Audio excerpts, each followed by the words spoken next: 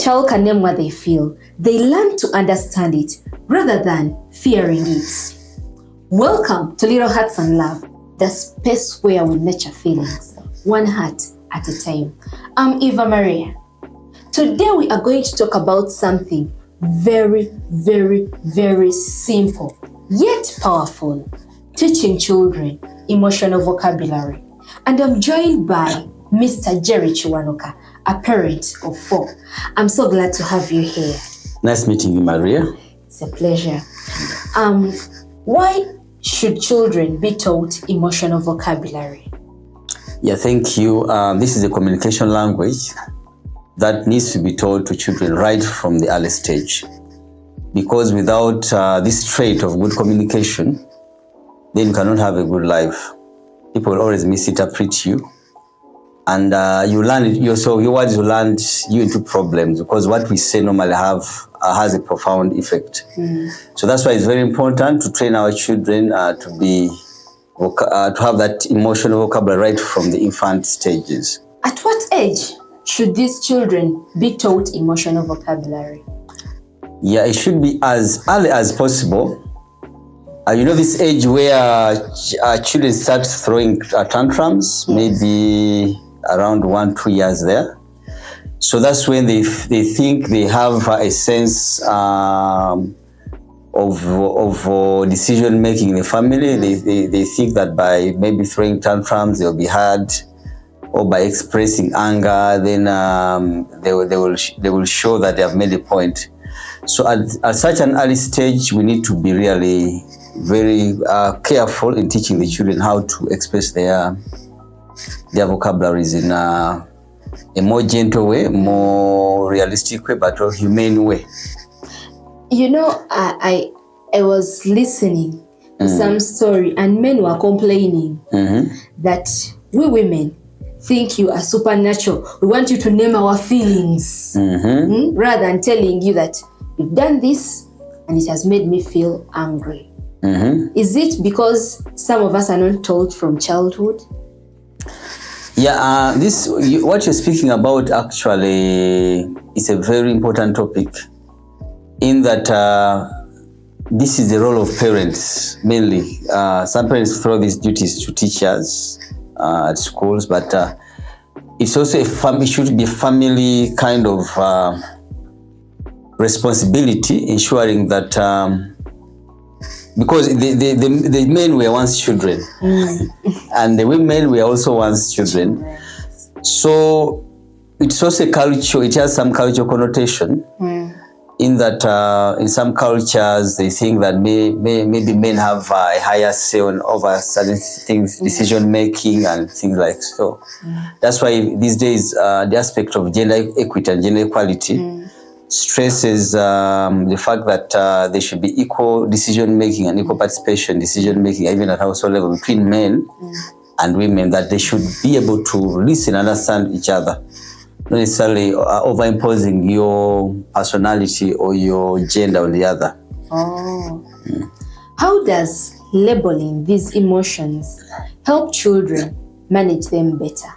One of the tricks the parents could use is you can get a placard or paper and teach the child that maybe if I'm very angry, I'm very angry, I can't say anything. I just bring out this card and show you I'm feeling angry. And maybe if I'm very excited, very happy, I also express. So teaches them that sometimes it's very important, instead of saying out something that will maybe be very disastrous in terms of interpretation with somebody, rather just express it through a placard. Because a word said to an adult, it can be taken back. You can come and say, I'm sorry, I did this and this. That person will forgive you, but they won't forget. So it's very important to train the children that instead of speaking things that you are not ready to speak out, why don't you express your emotions through a paper or a text message, or I'm not ready to speak, but this is how I feel. Because these feelings are new to the child, like you go into a new country and they're doing things you don't understand. So these feelings occur naturally to the child, and the child cannot tell what's happening. So why is it important that we have to teach them to label these feelings? Say, if they are happy, say, this is, and some people use emojis. Yes. Say, how do you feel? I feel like this, and then they draw a smile. Why is it such an important thing? If parents don't understand how their children feel, children have various temperaments and they behave in various ways. Some children will decide to just keep silent or keep quiet and avoid situations. So sometimes we have to probe, understand why you like this. Are you annoyed? What has made you act this way? So it's very important that it helps the parents, first of all, for children not to go into maybe some severe states, like maybe state of stress and depression in children, but also some kind of mental health issues among its children. But it also helps the child that they will get attention. That, for example, if you don't express how you're feeling, then how will me as a parent know?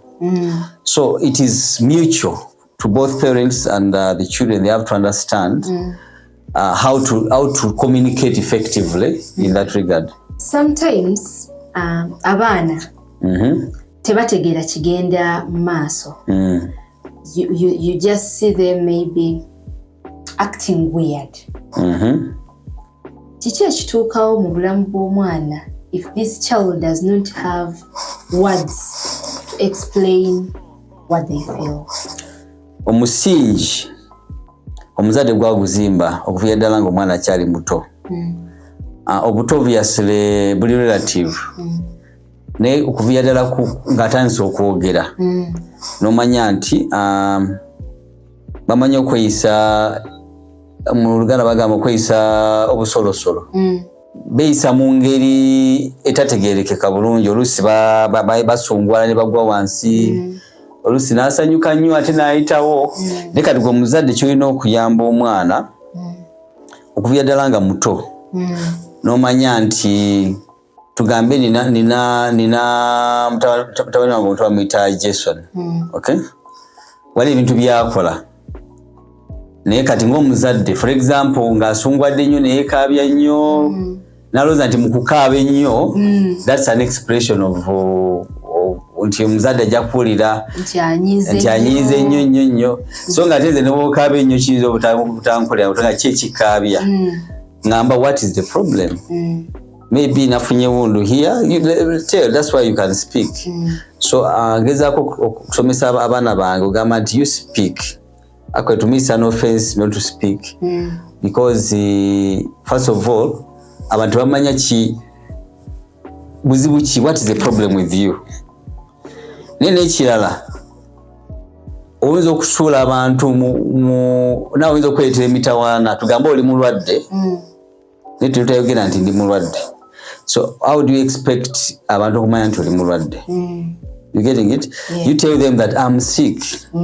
I feel weak. I feel weak. Oba wano akagere nalinye mu kagundi wali kigere kino, because niyo omuzadde olina okumuyigiriza. Wali abaana batakyogera ekyo nola mwana nga just ali awo, kati olina okuprobinga ennyo okumanya kiki ekimuloma. But we need to teach our children okumanya nti for all emotions, all situations, whether you're sick, whether wali akunyiziza negundi ono tiyambisiza bulungi, then you kind of communicate. Obviously ogambye labeling can be one of the way, naye nga I think it is contextualized kusinziira ku ekika ky'amaka n'engeri family eyo gyerimu. Wali abantu nga bintu family ensomi nnyo, placards bazirina, balina manila cards, the family banga teri that how can we so kwesengera endala naye ng'omwana asobola still to express. Yes.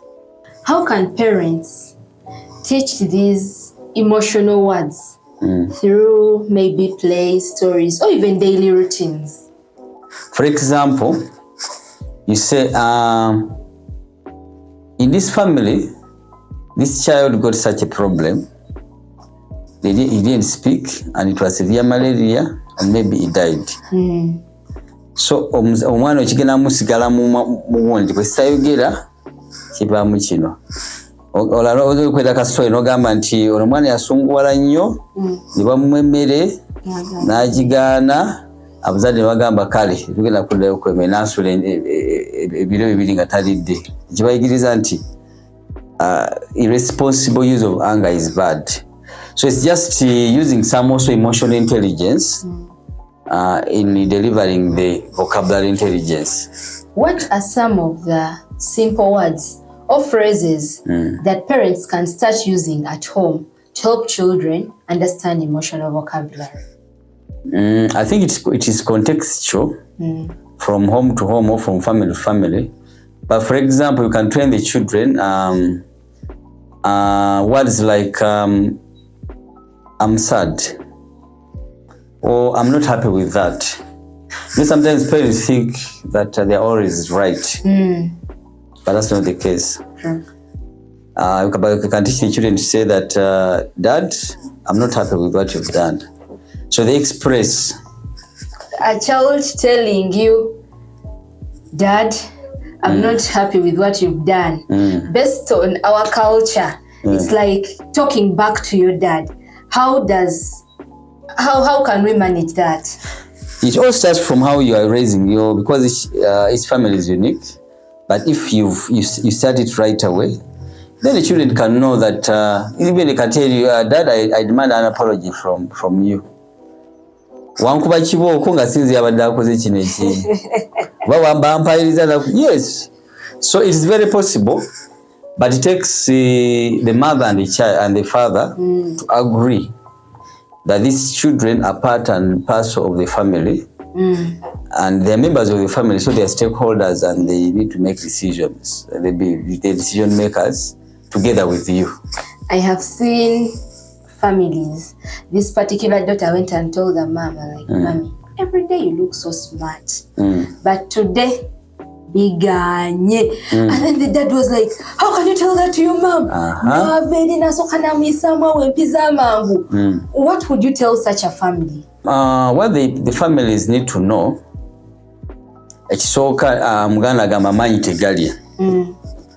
you've seen families where the parents are too strict and too rude and ruthless, thinking that they are training their children into having good habits, but in the end, those children still get more spoiled. So being aggressive or abusive isn't the solution. But first of all, have emotional intelligence and then have vocabulary intelligence. Why? Understand how to react, because they say never react when you're in anger. First of all, you're going to make mistakes. Give it time. But even if this child has done something wrong, there are some recommended ways of guiding them. First of all, ensure that you're not angry. That means first cool down. And don't raise your voice, because when you raise your voice, it will make them more rigid and more obstinate and put to. So what you have to do is you can say, my daughter or my son, I'm not happy with what you've done. Don't do it next time. In a cool, that's your mother. We shall talk. I will talk later when I'm in my right mind. So that this child can know her. My father is not happy, or my mother is not happy. But when you react impulsively, then you are also indirectly teaching this child to also react in the same way to their maybe other siblings or other schoolmates, wherever they are. And that goes back to our daily routines. That if this child reacts in the way that they see you react. Definitely. If they do something that makes you feel angry, you don't have to keep quiet, I think. You have to tell them, you've done this and I'm not happy with you today. And then they will know that if I also feel this way, I can express it. And if you've angered your child, it is okay to also tolerate their expression, because you've angered them. Maybe also the other thing that parents need to teach their children is the trait of saying that I'm sorry. It solves a lot of issues, because sometimes if you don't say I'm sorry, the other one is going to react again. The fight will take over, and then it will be an endless fight. You know, one time I was taking care of a group of children. It was a big group, and then there are these two siblings. The older girl decided to beat the little boy. And then I was like, why are you crying? The little boy was crying so emotionally. And then they told me the boy was beaten. So I asked this girl, why have you beaten your brother? And then he was like, he took my thing. I was like, no, you didn't. Beating him wasn't the right thing. I'm not going to punish you, but apologize to your brother. Because this brother was little. I think that this guy was like, maybe you would have beaten me and everything ends there. How can you make me apologize to this little? The girl took like 1 hour to apologize. And I couldn't let her go just like that, and I wasn't willing to punish extra. I wanted her to apologize. And then the girl had to apologize, but after apologizing, she was so broken. She could not stand the feeling. It was like she was really cut off. How would you help such a child? Yeah, okay, that is also a trait that we must, as parents, inculcate to the children. The words, simple words like saying sorry, they seem simple, just as you started the program, but they're not simple. They carry in themselves a treasure. So how do we support such children? So as parents, you have to do it over and over again, just like the examples you've given. Non-physical kind of punishment, like just you can say sorry. So it teaches them first of all how to next time be careful how they're going to relate with their siblings. But also to the victim, it teaches them that I'm valued, that this person acknowledged that actually they used a wrong word. They weren't intelligent in their vocabulary when they were using, when they were reacting to me. Also it teaches them that also me, next time, when this happens to me, I need to be judicious and careful in the way I react.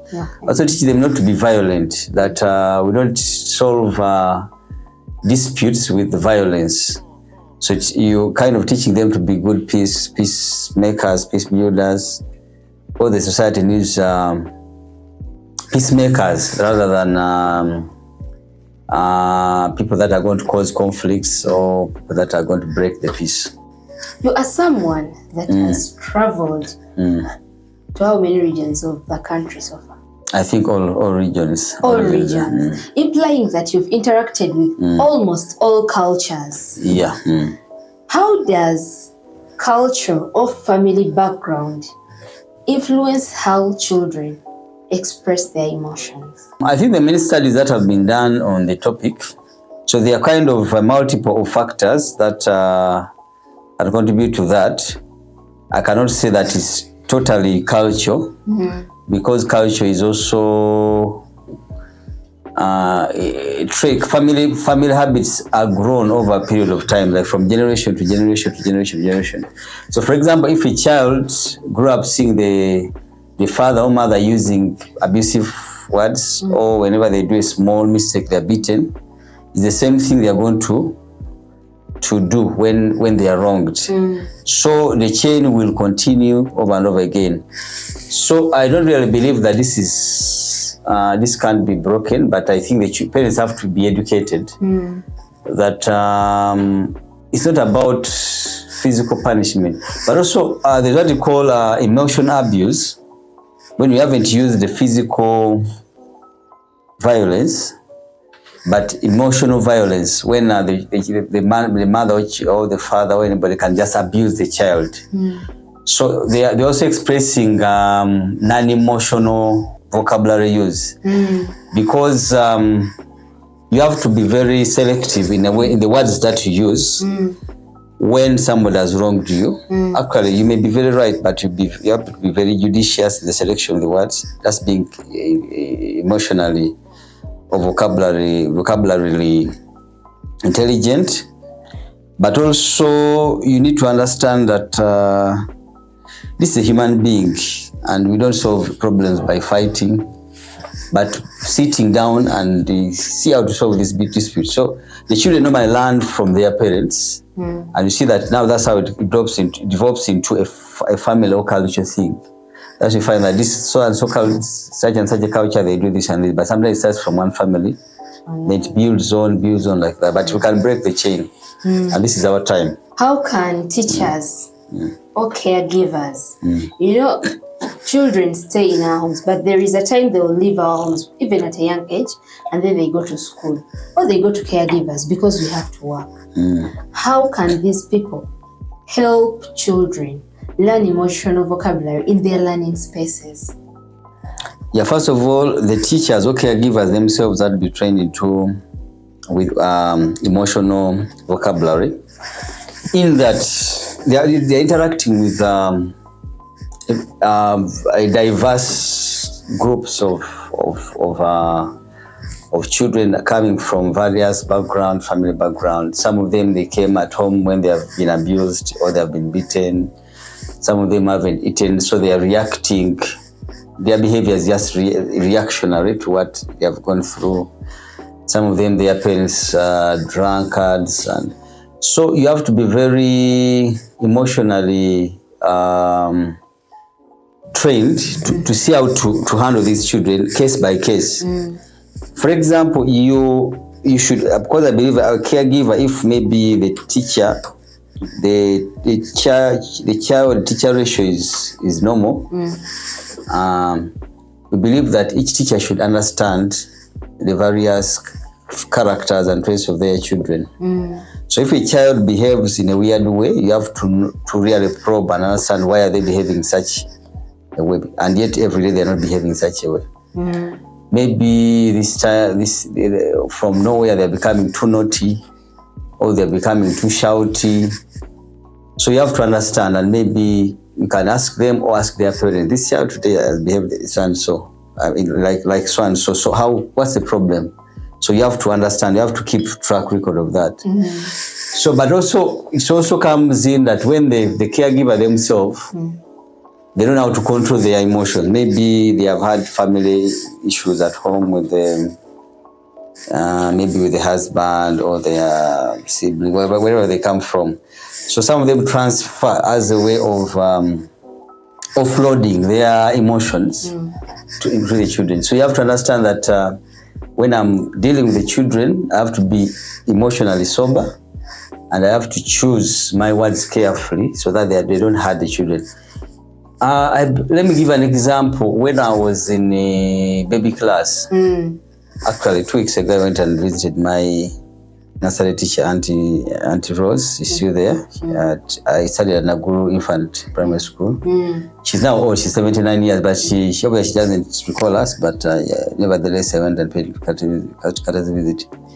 So what was I driving at is that I as a child, I thought really I knew. And practice, and I'm going to participate in the singing. But I think I was missing some practices. But now, on the D-Day, because I told my parents, come and see me when I'm going to sing. On D-Day, a teacher, I don't know which teacher, comes and picks me out of the choir, whatever, that you cannot sing well. Maybe I wasn't singing well, but that thing hurt me for a long period of time, and I actually grew up knowing that I don't know how to sing. I want to resume lately, because whatever words we speak to our children, they are indelible. Like they remember them more than. So yeah, that's why the caretakers and parents have to really be very careful. Bovuma omwana nti bwogutulaba ogutwe gwakulanga nga epipa. And that's what the parents do actually. So the child you actually may be speaking the truth. So the child is going to grow up with that. Something like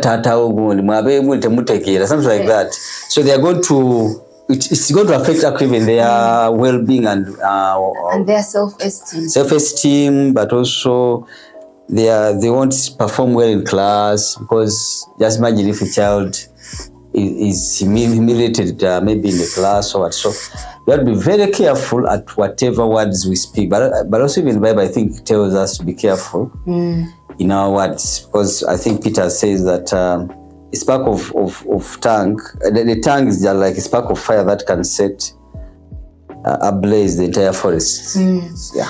You know, we were in school and we had this girl who developed breasts nga mutwe.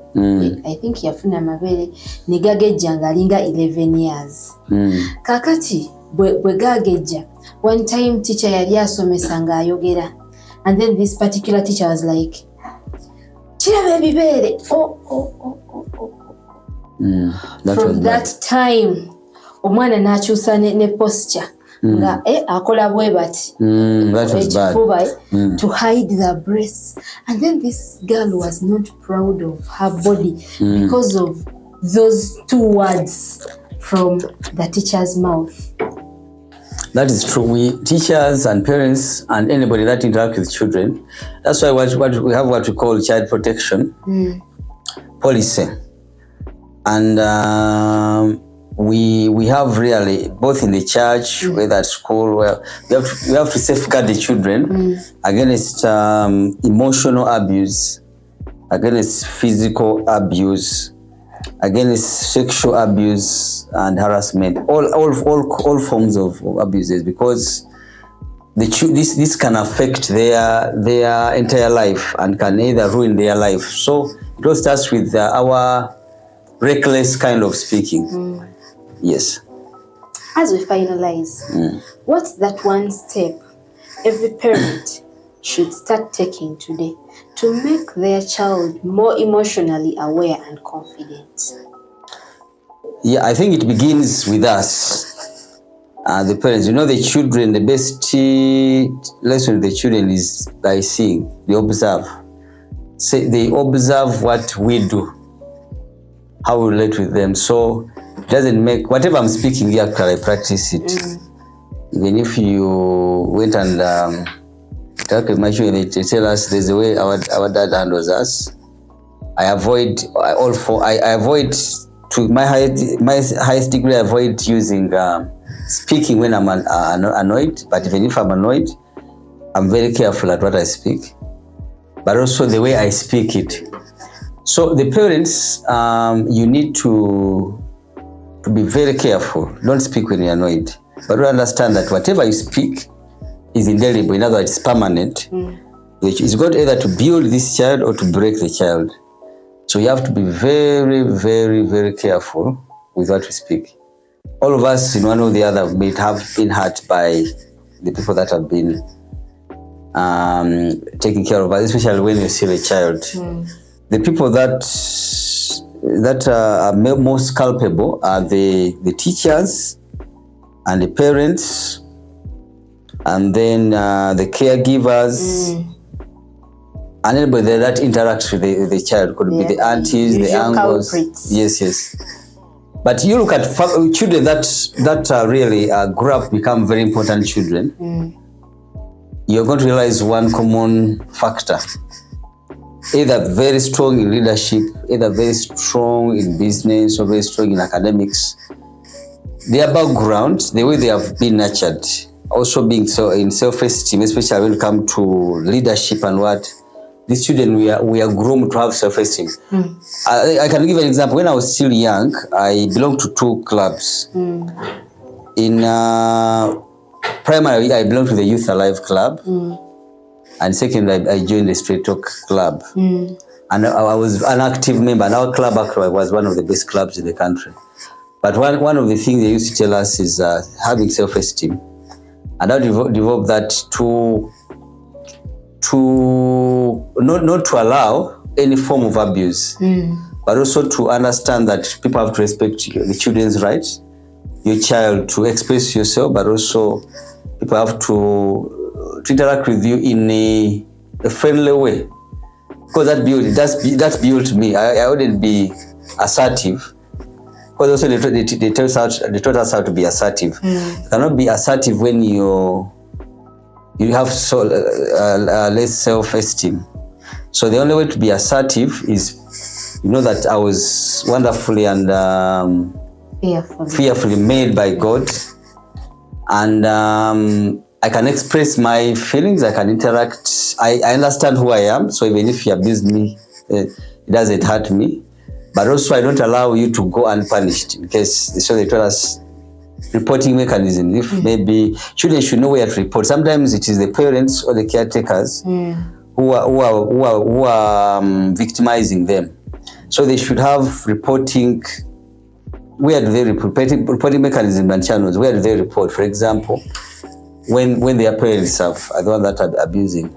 At church, do you have such a space?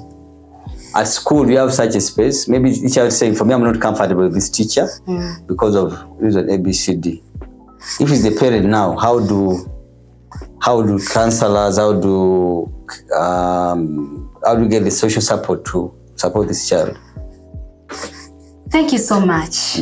It's been a pleasure to have you on this platform. And to our dear listeners, thank you for keeping up with Little Hearts and Love up to this time. Remember, we have to teach our children emotional vocabulary so early to defend them, to protect them, and also to save ourselves the hustle and bustle of the tantrums and then the actions that they will do to express their feelings. Tune in next time. Don't forget to subscribe, share, like, follow, and tell a friend to tell a friend to watch this. It's very important for each and everyone. Until next time, bye-bye.